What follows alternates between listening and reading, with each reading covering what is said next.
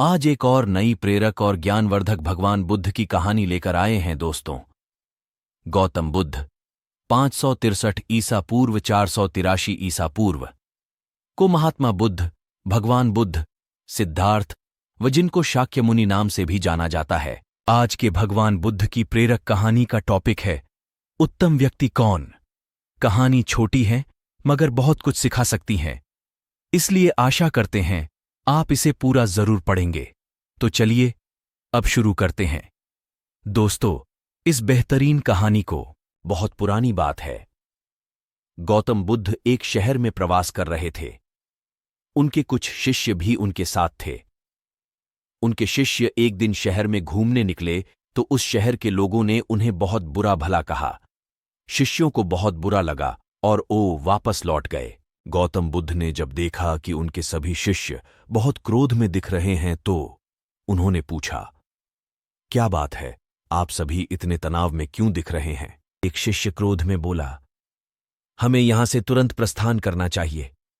जब हम बाहर शहर में घूमने गए तो यहां के लोगों ने बिना वजह हमें बहुत बुरा भला कहा। जहां हमारा सम्मान न हो वहां हमें एक पल भी नहीं रहना चाहिए। यहां के लोग सिर्फ दुर्व्यवहार के सिवा कुछ जानते ही नहीं हैं। गौतम बुद्ध ने मुस्कुराकर कहा, क्या किसी और जगह पर तुम सद्व्यवहार की अपेक्षा रखते हो? दूसरा शिष्य बोला, इस शहर से तो भले लोग ही होंगे। तब गौतम बुद्ध बोले, किसी जगह को सिर्फ इसलिए छोड़ देना गलत होगा कि वहां के लोग दुर्व्यवहार करते हैं। हम तो संत हैं, हमें तो कुछ ऐसा करना चाहिए कि जिस स्थान पर भी जाएं उस स्थान को तब तक न छोड़े जब तक अपनी अच्छाइयों से वहां के लोगों को सुधार न दें। हम जिस भी स्थान पर जाएं वहां के लोगों का कुछ न कुछ भला करके ही वापस लौटें। हमारे अच्छे व्यवहार के बाद वह कब तक बुरा व्यवहार करेंगे? आखिर में उन्हें सुधरना ही होगा।